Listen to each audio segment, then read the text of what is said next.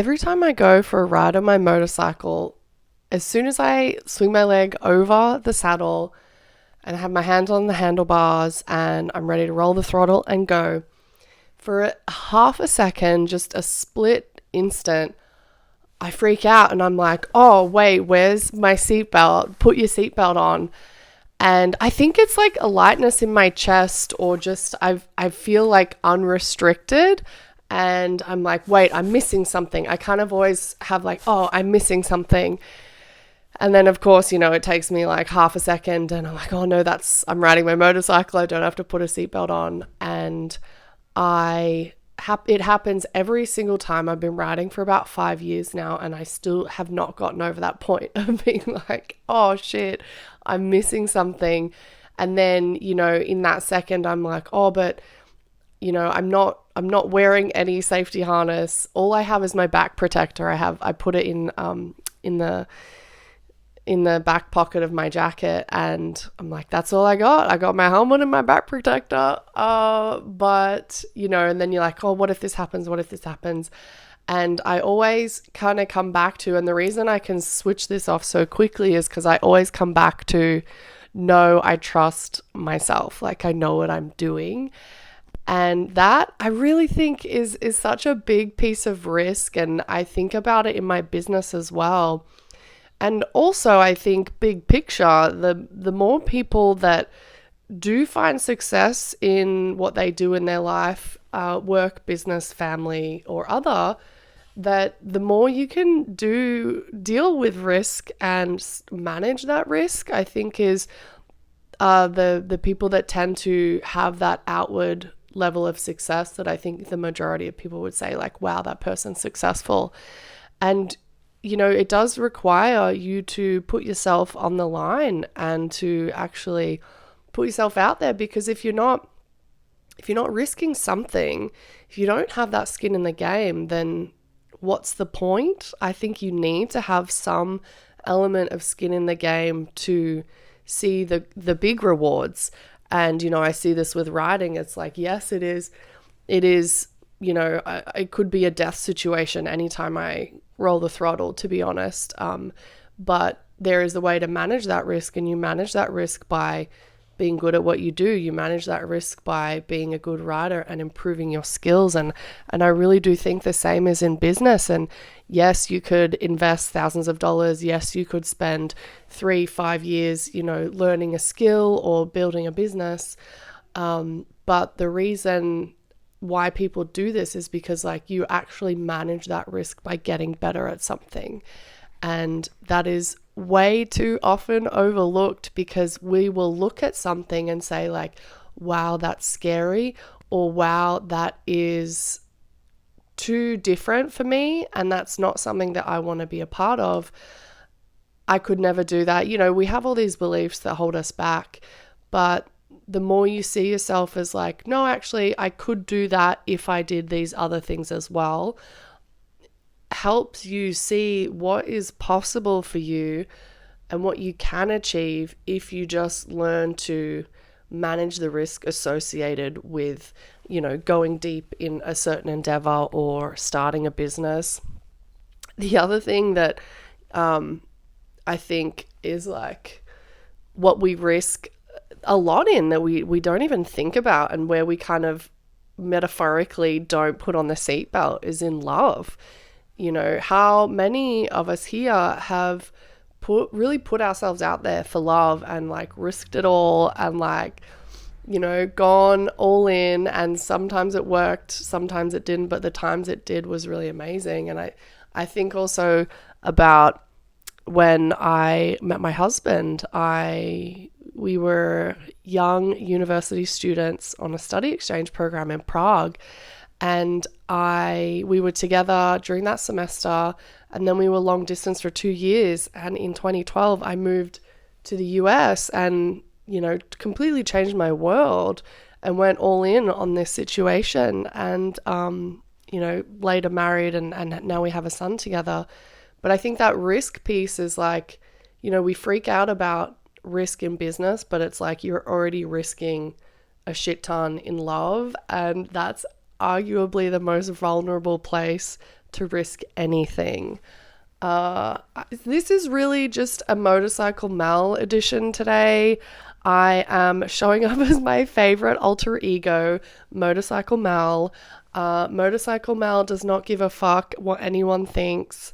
Motorcycle Mel walks with like insane swagger. She is just an unstoppable force. She rolls the throttle. She just goes for it. And that's who I am today. I've got my boots on. I've got my knee pads in my riding jeans and my Harley jacket. And I have a specific lipstick that I wear when I ride. This is only my lipstick that I ride in. And it's my fave. It really just kind of gets me in that persona. And I should really bring Motorcycle Mel into more places in my life. Because it's a vibe, right? It's like when you put on your favorite dress and you're like, yes, I'm really feeling myself right now. That is how I feel every time I get my riding clothes on. This top is like my favorite top. It's so gross. It's a Hard Rock Cafe Bruce Springsteen edition, and it's from like the Chicago, I don't know, location of the Hard Rock. And I was gifted this many years ago, and I cut off the sleeves so it's like a deep cut off, like it goes way down into my rib cage is how deep the cut off is. And this has been my fave riding shirt since like I've had it, and it's also a vibe. So if you're really looking to elevate your energy in your life in any way, have like a couple signature pieces of clothing that you can put on that are like, boom, instant, this is me, this is my alter ego that I'm stepping into. Lipstick can be a great way to do that as well. I'm also really thinking about how tunnel vision we can get. So on my ride today, I went for a ride to a lake near my house. It's like an hour round trip. It's really easy to do of an evening. And it is an insane, beautiful canopy of trees like the whole way. And this is why I take this route, because it is so stunning. And when I'm riding, you know, if I'm like zoning out, or if I'm starting to think about things, or usually if I'm getting like lazy and zoning out, it doesn't happen all the time, but it does happen. I will just start to kind of like get lazy vision, and I'll just start a kind of like tunnel vision of the point in the road that I want to go. And it's lazy because when you ride, if you're riding safely, if you're riding defensively, you're constantly scanning the horizon for obstacles, for unexpected things coming your way, just for alternative routes, or like the path that you want to take essentially. And I was getting lazy. My eyes were just kind of starting to fixate on, you know, where I was going.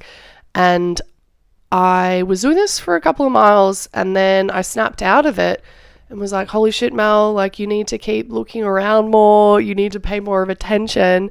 And in that moment, I looked up quickly because I'm riding. It was like just a quick glance. But I was like, oh, fuck, I'm in a stunning canopy of trees. It's a beautiful fall day. And actually, no, it's spring. Scratch that, it's spring. And it's sunny and it's gorgeous. And the sun's kind of setting a bit. And I'm like in this canopy, and I'm like, no, I think this is what it's about. This is why you need to have that macro view, because while you can be focused on where you're going in this instant and like the next 5 seconds, yes, you also have to keep that in mind, because that's like the immediate urgent path of travel. But you also need to be like, okay, big picture, where am I heading? Am I heading east? Is that where I want to head? Is the lake over here? Okay, I'm also aware from my peripheral vision that I have a stunning landscape and mountains to my right. And then to my left, there's like this really cool like dairy farm that I'm also aware of. And I think when we can kind of take that, it's not even a step back. It's basically we just like opening up our eyes to that bigger picture. You can see where of like you're actually headed ultimately. and not right here in this moment. So maybe right here in this moment, you're like, holy fuck, where am I going? I don't know. What's the next step? I'm feeling lost. And you're just like, got that lazy vision and you just lowered your eyes and you're like, that's my next thing. That's where I need to go. Yes, but also don't lose track of the bigger stuff. And ultimately, this is where you're going with your life. And that was really a big lesson that I took away from today, from just like 2 seconds of being lazy and zoning out, that I was like, oh man, like it's actually really beautiful. And the big picture is gorgeous. And yes, I'm going to avoid that pothole, but I'm going somewhere really incredible. And I'm super, super excited for that.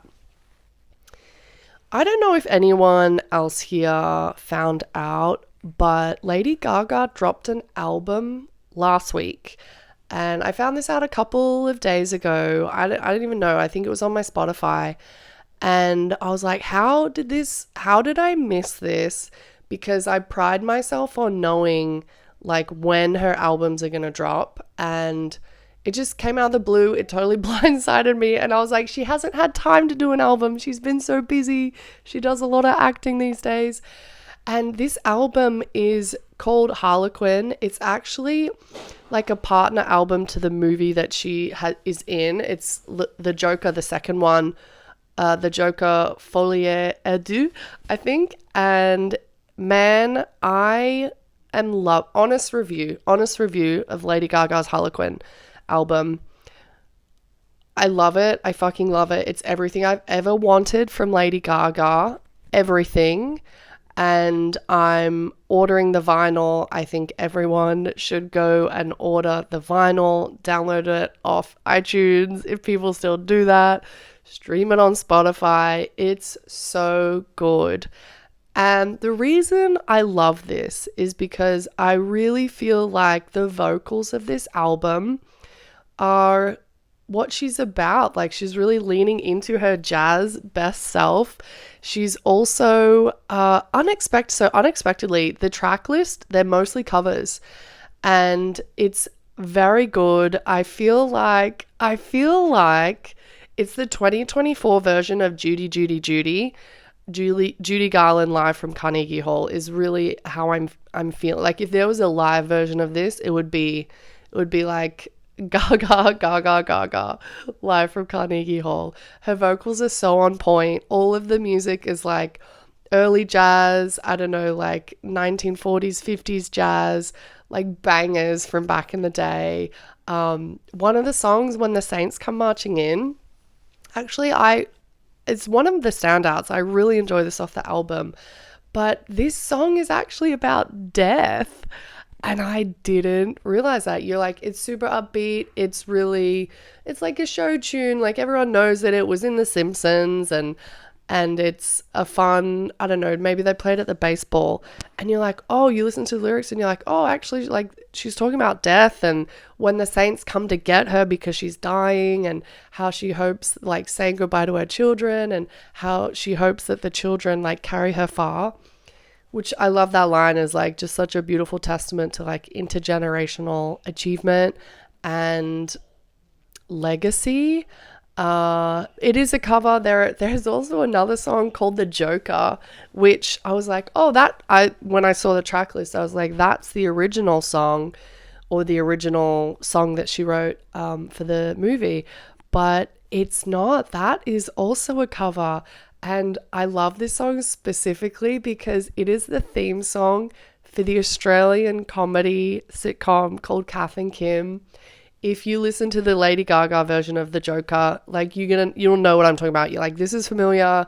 I know that line, the Joker is me, but there's also a jester in the pack. You'll be like, that's weird. I know it and it rings a bell, but like, that's where you know it from. And the whole album is great. I love the original songs. Happy Mistake is beautiful. And I just think this is just a new threshold for Lady Gaga. It's also such a fun, uplifting album. For me personally, I don't know if it was intended that way, but I like to play it with my toddler in the room, because I'm like, these songs are great. They're classics. Lady Gaga obviously elevated them to another level. And as far as the movie, I don't know much about the movie, but Gaga is in it. I know it's going to be amazing. She's probably going to get an Oscar for it. So I'm actually planning to go and watch it Friday. If it's at my local cinema, I'm going to go watch that in cinema because I feel like it'll be fantastic. And I also really one day aspire to be in the position in my career where people will say like, oh, she's in it, she'll probably get an Oscar. I think that's like just such an amazing place to be. I've watched Gaga's career since the very beginning and I've been with her every step of the way. I've gone to many of her concerts and she's just been someone that I've really looked up to. I think she's an incredible role model. I do feel like she has had so much success and I really wish that I really hope her personal life, she's having success as well. Sometimes I wonder if celebrities really are getting the success they want behind the scenes too. So I really hope that for her. I'm super excited for the album. Honest review, it's amazing. You'll love it. Go buy it. Listen to it all the time. And that is really where I'm at for today. This is Motorcycle Mel edition of whatever these videos are that I'm recording. I'm certainly enjoying being here with you. If you are enjoying it, if you have anything to say whatsoever, drop me a comment to this video. Go hang out with me on Instagram, send me a DM. I've got nothing to sell you. Just let me know that you're hanging out with me. And wherever you are, I hope you're having an amazing day. I'll talk to you soon.